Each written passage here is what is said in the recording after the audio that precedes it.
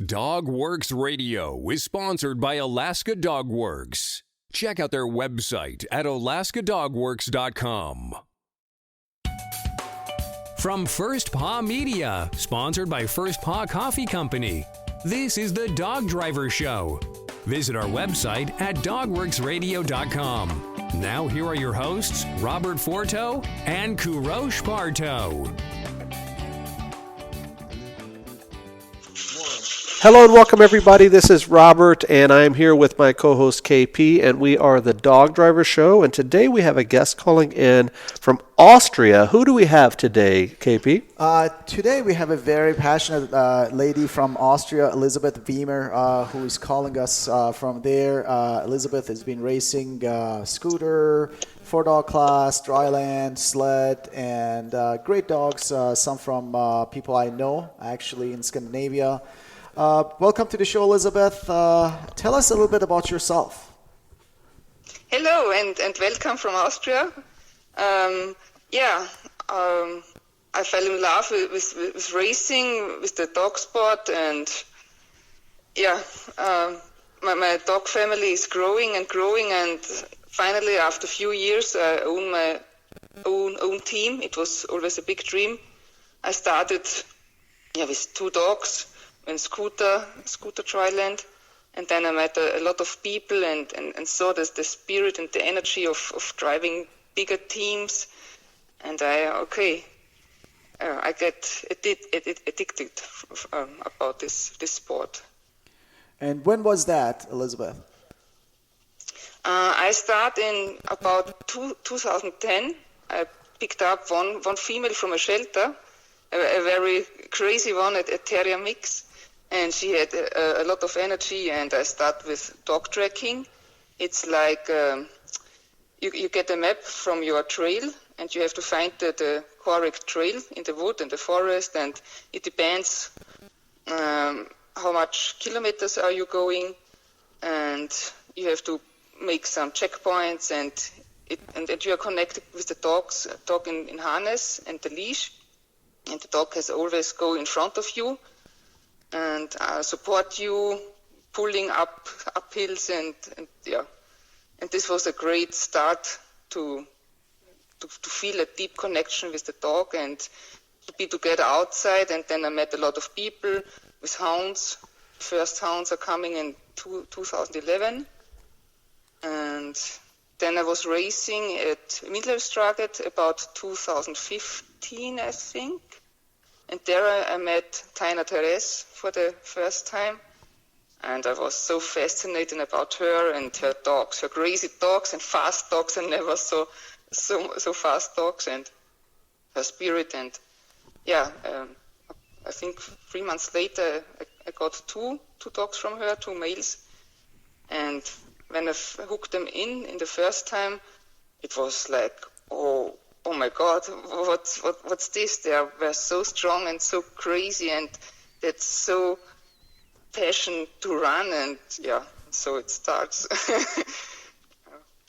Tanya Terrace actually was one of the very first interviews we did in Sweden, and very, very incredible lady with phenomenal fast dogs. I mean, and such a strong spirit, to do what she is doing, and having a dog team among the best of the best in the world. Literally, I have a lot of respect for her passion and her dogs and her bloodlines. Great lady. So you definitely started with some very, very good dogs. Tell us about your training. How do you train your dogs in Austria?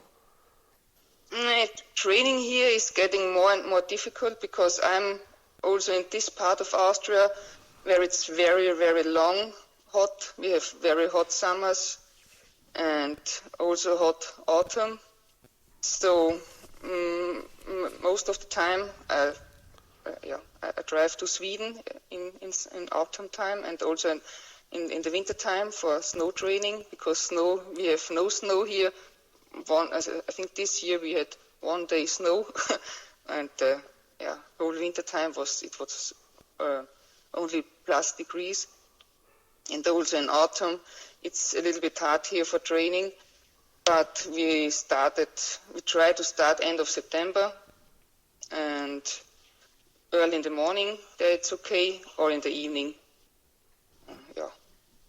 I found some nice places here, because here I'm living in a small village, but we have a lot of hunters and farmers with vineyards, with fields, and it's not so easy because there are everywhere people, and not everywhere they like the dogs and the noise, and they are afraid that you can disturb the deers, and it's here the people don't know this kind of sport. What about racing, Elizabeth? Are there any races around you still? No, not really. This year we had, there would be one race near Vienna, but it also cancelled by Corona rules, and this year we have no trial and race here in Austria. No. Mm-mm. Robert, I have a crazy story about racing in Austria. Actually, years ago, I was going to a race in Seckau in Austria, and I got lost in the mountains. I was in a village, and there was an old Benedictine monastery, and the monks actually helped me, and I had my dog truck inside the monastery. And they helped me, and they kept me overnight to be safe. But it was years ago. But tell me about the way that you organize. How many dogs do you have in your yard right now? Now I have 10 dogs. The oldest one is he's 13 years old. He's also my first one. I started with him. It's a little bit my soul dog, because he was my first dog, and he is a big character, and he's a funny guy, and also a little bit a grumpy one. He always shows the youngsters who is still the oldest in the group, and the youngest is now 14 weeks. I got him last week on Saturday. He's the new team member for the future. Where did you get him from? Now, from Ulrich Kuhn. Oh, Ulrich Kuhn, yeah, okay. Yeah, from Germany. And great boy. And so it's always amazing with our dogs, with our kind of dogs, because they're so uncomplicated, they're so social. There are no problems in the group. Because on Saturday I picked up the puppy, and then he met it first time my dogs, my boys, and okay, I'm here. Yes, and he is in the family. It's so uncomplicated. Very good, very good. And you talked about your training and the dogs that you have. So majority of your dogs are coming from Taina, or they're coming from different bloodlines? Now they're from different bloodlines. I have most of my dogs are from Taina, but I have also one big boy from Egil, Dingo. He is my big pony and strong wheeler. And then I have from Ulrich Kuhn, a puppy now. And also from Tom Bungic, also from a German guy. Okay. Yeah, we but interviewed Tom also. Most of my dogs are from Taina's bloodlines. And what do you have in plans for this year? What are you targeting for races, Elizabeth? Races, there are a few races now in Germany, also still the races in Germany. A few of them are cancelled now, and I will wait a little bit how will be the situation is in Austria for traveling, or because of Corona. If it's possible for me without bigger problems to drive to Germany or other countries. But my biggest goal is for next winter season or January. I want to go to Sweden, and Taina and we rent a house in Morocco for training together. And the biggest plan is the windlass target again, and also the World Championship in Osana. I want to race. Yeah. So the World Championship. And hopefully also races here in Germany and Austria, because this season there were no snow, the races were cancelled, and this winter season here was very horrible and sad for us, for the dogs, and And when you're traveling for your racing circuit that you are targeting, Elizabeth, usually how far do you go and how many hours or kilometers do you have to travel? Yeah, it's most of the time it's over 500 kilometers for the racing places. In Austria, it's closer when there are also snow races in Salzburg. I'm there in 4 hours. It's not so far, but most of the time we are driving more than 5-6 hours to the race places. That is interesting. As a lot of people, they may guess, in Alaska we are fortunate. I mean, I have trails within like 1 kilometer of my house, and and I just jump there and go on train and come back. Yeah. But for training, I found a closer place here, but I've also tried for there. Only the 10 minutes, but I have to take everything with me, the card, and there you have to handle everything, and it would be easier to train directly from the house, but not possible all the time. No. Over the years, Elizabeth, what is or what was the best race that you participated in?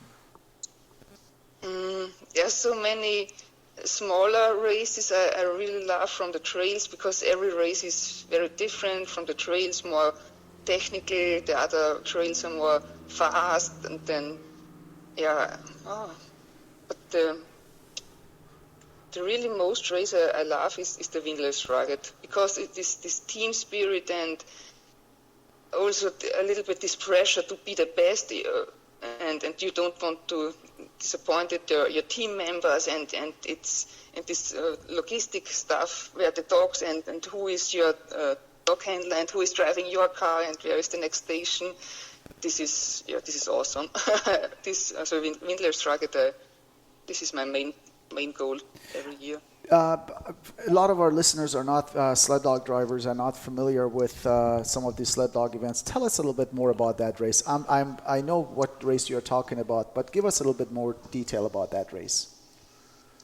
Yeah, it's on the river, so on the Windels in Sweden, and you have different etap stages on the day. I think there are about 8-9 stages, and you can decide. You have a team. We have Team Neutralin, and there are very great mushers inside the team, and you can decide if you want to drive your stage with 4 dogs, 6 dogs, 8 dogs, or you can also go on ski with 1 dog, 2 dogs. It depends how you want to drive your team, and you have this pinne. It's a wooden stick. You have to, when you get to your end of the stage, you have to bring the pinner to the next musher, and then he can start his stage. And it's the half of the day racing. And then when you're finished, there are the daily winners, and also the mushers get small prizes, not, but they So it's a relay. And on the last day, there is for the team, which team is winning the whole Windless Rugged. And how many miles or how many kilometers is each stage? It depends. The stages are between, I think the shortest is about 5 or 6 kilometers, and the longest is about 30 kilometers. So you can also decide for more sprint mushers to take the short and faster trails, and for the more mid-distance musher, the longer stages. And this is also the nice. You sit together in the evening, and you're looking for the perfect strategy for the next day, and who is driving this next stages, and And how do you select your team members? I take the. You mean the dogs or the? No, the team, the people, the mushers, the drivers. The people, the musher. Yeah, we have there's a team leader, and we have a group on Messenger on Facebook, and and Musher, they are invited to join our team, and then the team leaders and also the other team members of the group decide if it's okay. But they are very great marshals, so it's always an honor to be in this team. So how many people in your team, in the Neutralim team? I think this year we were eight marshals, I think, yeah. In each team. Interesting. Elisabeth, I have a couple of questions. My first question is in regard to COVID and the restrictions moving forward. Just a couple of weeks ago, we talked to a musher that lives in Minnesota here in the United States, and he said that there were still a lot of restrictions happening and a lot of races canceled, and there's a lot of travel restrictions going from Alaska to Canada, then back down into the States. What is happening right now in Europe, in particular in Austria, Germany, areas around you? What are the governments saying about recreational travel in regard to sports like dog mushing? But in Austria, it's changing every day.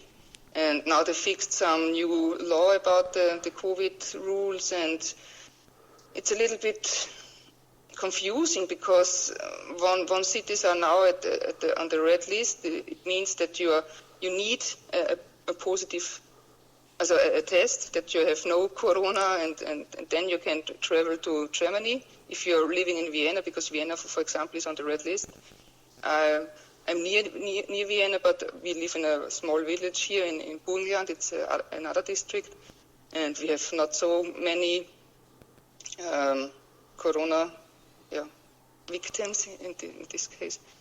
But you never know if the rules are getting change the rules, and then they say, okay, your countryside is also on the red list. At the moment we are orange, and also for the races in Germany now they have some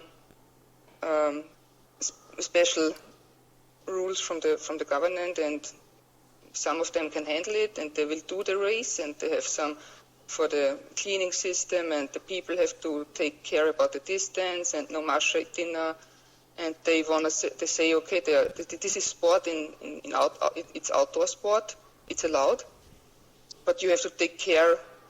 Don't get too close to other people, and also the public viewers are forbidden. So I'm always interested in this because in Europe you can literally go through 2 or 3 countries in a day's travel. Unlike us, we have a border from Canada, which is 10 hours away, and then of course several days of travel to get to the border again. But with you guys, you can literally jump from country to country in a matter of a day, can't you? Yeah. Interesting. And this is also it's perfect for traveling, and also when you want to go for racing, you can race in Czech Republic, in Slovakia, Slovenia. It's everything, you are there in 4 hours maximum. But yes. Now the traveling is... I also don't want to risk to drive to Sweden this year. It's very sad because autumn was always our training. We start training in Sweden because the temperatures are perfect for training there. But this year I cancel it because also of my company. I don't want to risk something when I got some quarantine stuff. I don't want to lose my job because right of this. Okay, so Elisabeth, the next question is the one that we asked all of our guests, and you've been in the sport for about 10 years now, I believe. I think you said 2010. When a person is just getting involved, whether they're starting in 2-dog with scooters or doing limited class with mini dogs, snow races or whatever, what would you tell them if they asked you for one piece of advice? What do you mean? Sorry. So if a new person's just getting involved and, they're just getting involved with dog sports and they came up to you and they said, Elisabeth, give me one piece of advice to help me out in my sport, what would you tell them? Yeah, I will tell them, please look for great masters. There are so many people with so much experience. Learn from them, drive with them around, help them be dog handler. And if you want to start this sport, you need also a sense for the dogs, and then the rest you have to learn with experiences, with talking to other people, and never feel ashamed to ask. It's better ask one question more than That's good advice. As they say, there are no bad or stupid questions, and I think that's important in our sport as well. KP, anything else for Elisabeth before we go? No, Elisabeth, I wanted to thank you for spending the last 20 minutes with us. I really enjoyed chatting with you and the what do you call your team? Tornadogs, right? Yes, they are the Tornadogs. The Tornadogs. Good luck to you at the Swedish World Championship, and we'll be following your results and your training online, and the best. Okay, thank you so much. Thank you very much. On behalf of our guest today and my co-host KP, this is Robert from the Dog Driver Show. Be sure to check us out over on social media by searching DogWorks Radio. We air every week on Thursdays at 8 a.m. Alaska time, so I'm sure that if you subscribe to our show, it will show up without you having to do anything. So hit that subscribe button wherever you're listening right now, and you'll get our shows every single week, and we look forward to having many more guests as we move through the winter. We'll see you guys next time. Goodbye. From First Paw Media, this is the Dog Driver Show. We hope you enjoyed this podcast, and we invite you to subscribe in Apple Podcasts, Spotify, Stitcher, or wherever you get your podcasts. You'll find a link on the episode notes. You can tap or swipe on the episode cover art, and you can see some offers from our sponsors. You can support our show by supporting them. If you like what you have heard, we would love it if you could give us a 5-star rating and tell your friends how to subscribe too. Your hosts are Robert Forto and Kurosh Parto. Our producer is Robert Forto and created for First Paw Media.